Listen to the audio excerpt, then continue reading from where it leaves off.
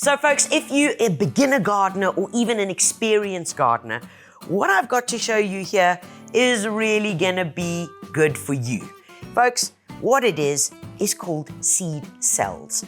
So the way you get it is you can either get them individually like this, and they come in these little guys. So it's really simple that all you got to do here is just cut along the edge here and open it up. Now, very, very interesting that this cell is made out of a cardboard that has been put into a mold, and the seed, there we go, the seed's in here. This is super absorbent. And the whole trick about this is to take the guesswork out of how deep to put it and is it actually going to germinate. It takes all of that out of it. Now, if all else fails, remember all the instructions are on the back here. How to plant it, how to water it, and things that you should worry about, like not overwatering. It also tells you how many weeks you can expect to be harvesting your parsley from the sowing date. And that's on the back of all of these over here. So there's some really good information specific to each type of seed. Now, if you want to get a bit more like into this, well then we've got these, which are the full circle. You're getting a combination of different seeds. Now, when it comes to these guys, it's really simple with the pods. What it is, in here you'll see what you're getting. You're getting basil, parsley, coriander, and rocket.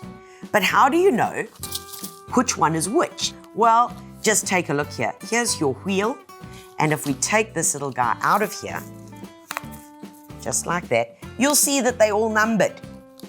And if you refer to this packaging at the back, parsley is number 1 and 2. Basil is number 3 and 4. Coriander, 5 and 6. And rocket is 7 and 8. Now, other important things to pay attention of at the back of the packet is your sowing guide. It will tell you when is ideal for you to sow them and when is ideal for your harvesting. And that is specific to every single selection that you're getting here. So guys, you've seen the huge selection with all the info on it. There are 2 different ways of using the product. I'm going to show you the one and show you just how easy it is. The question is, which is always the difficult one, what am I going to sow? Because there's so many yummy things, but I think, which is a firm favorite in our household, is mixed herbs. So I think it's going to be this guy. Right, folks, so the way I'm going to be demonstrating today is in pots. Now, this is especially for small gardens, and even if you've got a big garden, you might want to have some just right there near the kitchen where you can simply run out, grab them while you're cooking up your favorite dish. So, we've got some terracotta pots. Remember, you can always use the pot of your choice. Just make sure that it's got really good drainage. Very, very important, folks. Now, I'm using some premium potting soil. Guys, you can pick this up at your local builders. It's actually got premium written on it. It's got everything in it. It's got a bit of river sand. It's got a bit of nutrition. In other words, you don't need to add anything to it. So I've got that. But first of all, I need to add some gravel into my pots to help hold the potting soil. If I didn't, look what happens. If I add a bit of my soil in here, oh, you see that? See what happens. Also, the gravel does help and aid the drainage process, which we want to be optimum. Now that the gravel is in, next in is to add my potting soil. Now guys, at this point, please do not overfill your pots. I want this beautiful mixture to end up just below the lip. And the reason for that, when I'm watering, I don't want to water and I don't want the water spilling over. I want the water to stay focused in the pot so that it can then drain through and give optimal moisture. Plus, when water spills over, we're taking away the soil, the nutrition, and of course, wasting a whole lot of water in the process. So here we go. And also notice that I am not squashing it in. An important aspect of plant growth and happiness is air in the soil. So compacted soil is not great. So we're not pushing it down at all. Now, guys, what's important here is for you to never underestimate the power of what's going to come out one of these little pods. One little pod is going to be sufficient for this size pot, which is a 15 centimeter pot. Okay, guys, now comes the hard part. What am I going to choose? Well, I think it definitely has to be parsley, which is pod number 1 or 2. Make sure you get the numbers right. Parsley is slow to germinate.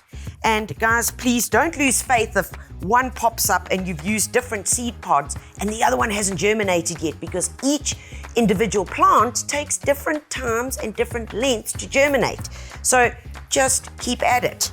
Parsley has to be 1. I think I'm definitely going for some basil, which is going to be number 3. And has to be some coriander, which is 5 and 6. The first thing we do is we actually give the soil a good drenching. And this is contrary to normal seed sowing, where we would actually sow seed and then water afterwards. And the reason why we do this is because of the cardboard. It's because of the recycling and these little cardboard paper mache things that we need to be able to suck up the water. Water it till you can see the water coming through the bottom, because then I know that this is fully drenched and is good to go. The next step is so simple. It really is. All we do is we take our little pod and we are just going to insert it into our potting mix. And you put it in just so that this little top layer, you see that little top layer, is just sticking up. That's all you want. That guy must be out, and obviously in the center of the pot. And we don't water again. When it comes to watering, a good way to water these little pods is also to use a misting bottle. And the reason why is because as you're adding it slowly, so the cardboard is then absorbing it, and you can imagine what's going to take place. The cardboard absorbs it, and from there, it goes through to the seeds, and then germination takes place. It's always better to give a gentle watering rather than a big splash. Now, you are simply going to wait until the plant tells you that it needs its next drink of water. And obviously that is going to be when the soil changes color, when it becomes lighter, and what's most important is that all herbs and veggies need loads of light and good sun in order to germinate and do well. And folks, the same principle applies if you're wanting to plant these directly into the veggie garden. All you got to do, choose a spot that's nice and bright, that it receives at least 4 to 5 hours of sunlight a day. Give it a little turn. And just because we're planting it in the soil doesn't mean that we change any of the instructions. The next step is to give it a good watering.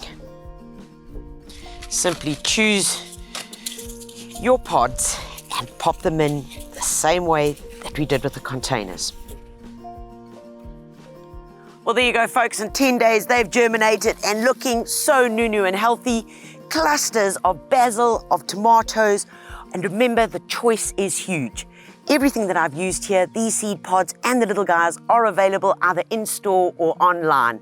Remember to visit our blog and check out the website for more how-to videos and great information. Get to Builders and get it done.